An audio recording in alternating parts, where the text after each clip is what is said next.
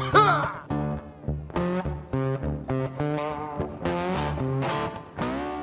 Hey friends, I get asked a lot about my career, and I wanted to try to share some of that with you. And as opposed to just jib-jabbing with you, going to use some photos and video that I've taken throughout the course of my career to help paint a little bit of a different kind of a picture, if you will, and I hope that you'll enjoy it. So, one of the things that stands out in my life is the fact that my grandfather and my father both served in the Corps. My grandfather in World War II, my dad in Vietnam, and they were both legends, man. They were badasses, and I look up to them all the time. And so I always kind of knew that I was going to be a Marine, and so in 1995, that's when I enlisted and served in the 1st Fleet Anti-Terrorism Security Team Company, and had the opportunity to do a lot of awesome training, go to some cool places, and do some cool things with them. And that was all over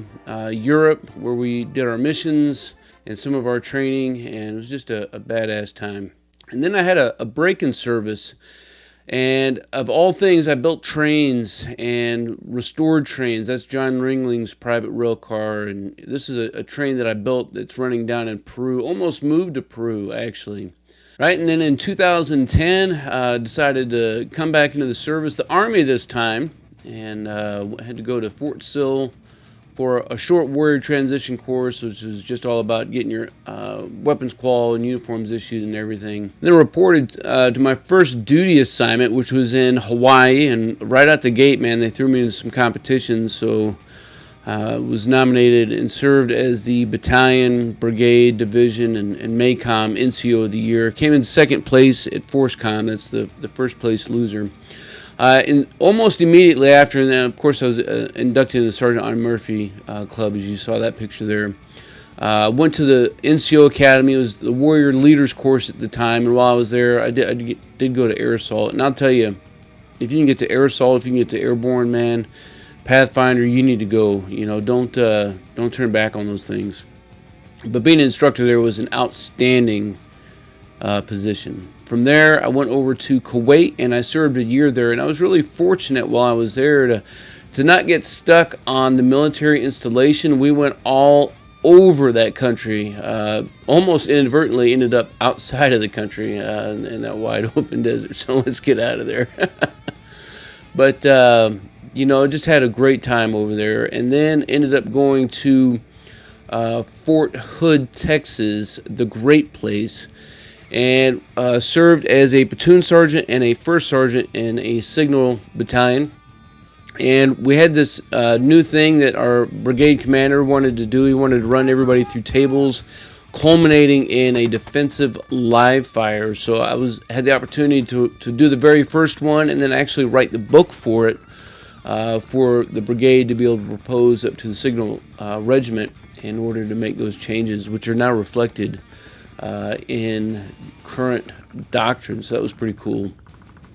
From there, I deployed to Iraq, served as a platoon sergeant, and what an amazing time to get outside the wire, spend some time in some fire bases, and you got to have a little bit of fun, so why not do it in slow-mo, smashing some water bottles.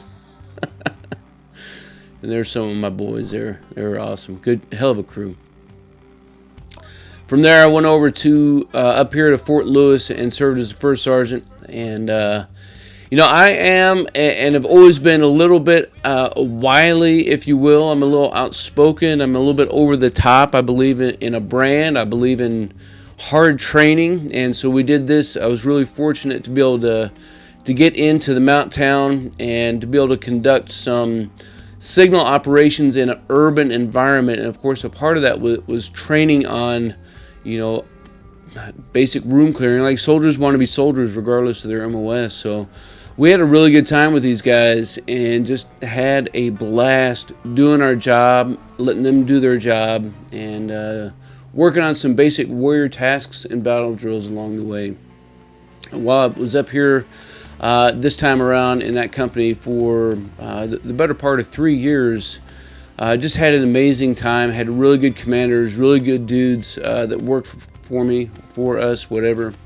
And here's some of them there, man. These dudes are badasses. Fucking warriors.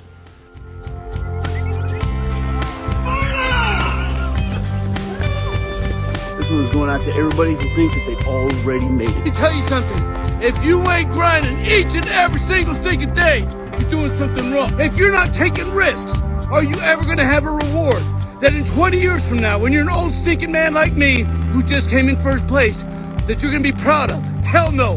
Get out there, keep grinding. Everybody else is out here cupcaking lollipoppers. But you know, you gotta have fun. You gotta push the envelope. You gotta do PT a little bit different. You gotta get out of the box. You gotta meet people where they are at and be able to talk story. You gotta take some risks. You gotta put it all out there and let the chips fall where they may, and kind of trust in the system. Along the way, man, I've had hard days. I've had hard times. I've had stories of success and stories of people who had amazing things happen in their lives. And that's all part of the challenge, the beauty, and the mess of leadership in the military. And I love it. Here we are down in Oregon. That's at Camp Rydleia.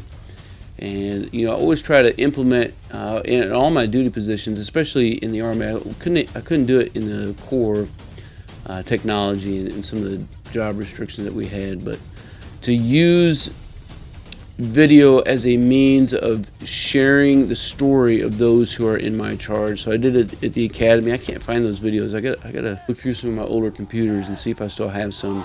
But you know, to get out there and use it again, some propaganda pieces, and I use it to boast over those who are in my charge, and to help set them up for success, and make them feel like I appreciated their service and what they were out there getting out there and grinding. So that's just me. And then, of course, you know, all things come to an end. So I had my final change of responsibility ceremony after serving in the CIS company for about a year, and just had an outstanding time there as well. Really good challenge. Stay stoked. Courage, Wolfpack 7, signing off. And so that's kind of setting up my transition to getting out of the service, and that's kind of where I'm at now, is in this process of going through all the separation stuff and looking forward to getting out. But I can tell you, and I think too many of us don't feel this way, but I know that I do. I look back on my time in service and have an immense sense of pride at the Marines and the soldiers that I have served alongside with. You know, back in the 90s when I joined the Corps, you know, all my senior NCOs, man, they were all Vietnam vets. They were all crusty. They were all salt dogs.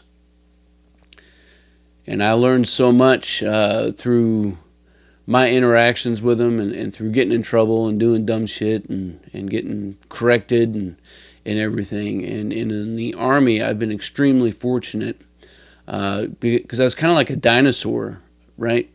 Had this time of service in the late 90s and early 2000s, and that's what I understood to be an NCO, how I was then, and I was an animal. I'll share some stories in another video. And then I had this big break, and I come back in, and I was really fortunate to have a platoon sergeant and a first sergeant, and you know, my sergeant's major in the battalion and brigade and everywhere else appreciated my style. I was still pretty rough around the edges, doing some things and saying some things and getting after some things that was a little unorthodox. I'll put it that way. I'm kind of passionate guy when it comes to leading and doing my job. But these guys, they embrace me and they help me see a bigger picture. And I've certainly been mentored by so many sergeants major and first sergeants along the way, and some of my platoon sergeants, that I couldn't have made or done the things that I have done in my career without them. And that's only one part of the equation, right? The other part of the equation are those that have served in my charge, right? I've been their platoon sergeant. I've been their team leader and squad leader and first sergeant. These are the dudes that got out there and ground hard each and every single day through all the madness. And when I say the madness, I don't mean the external madness, although that's there. They endured my madness and my approach to leadership. And they embraced it. So many of them. And that's something I reflected on in my change responsibility ceremony, that, again, I think too many people don't understand their impact and have value and see value for their service. But what I told everybody was, from these seniors that were in my company all the way down to those junior service members, and the same is true about the entire course of my career, that each one has had an impact on me. I am better off because of their service. I have more empathy. I'm a better leader. They are and were my motivation. And I told them, and I'm going to tell you the same thing, never underestimate the impact that you are having on the people around you. It's the biggest currency that you have. And I've been extremely blessed, man. My bank is overflowing from all the amazing dudes that I have worked with over 21 years. I am extremely fortunate, extremely blessed at the times that I've had. And so I hope in this you kind of got a little bit different of a flavor of a story of my background.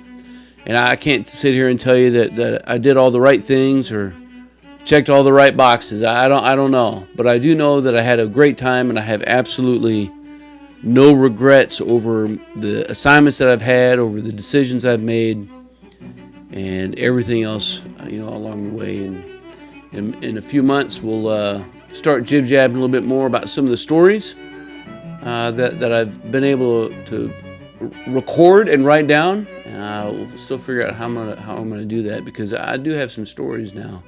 5 years as a first sergeant, come on, it's off the chain.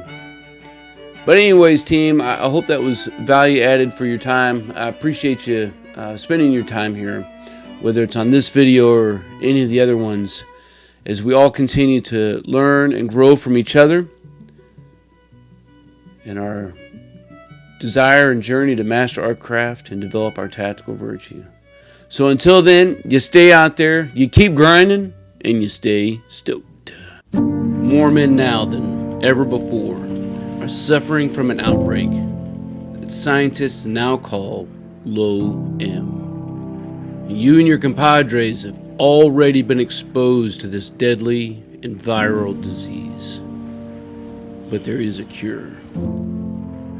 For your family, for our nation, we need you to take this now as quickly as possible to reverse the damages before it's too late. The Tears of a Kami are a proprietary blend, a clinically proven set of virtues, values, and beliefs, guaranteed to get you stoked and return balance to your masculinity. Discover more today at youtube.com/Stokermatic.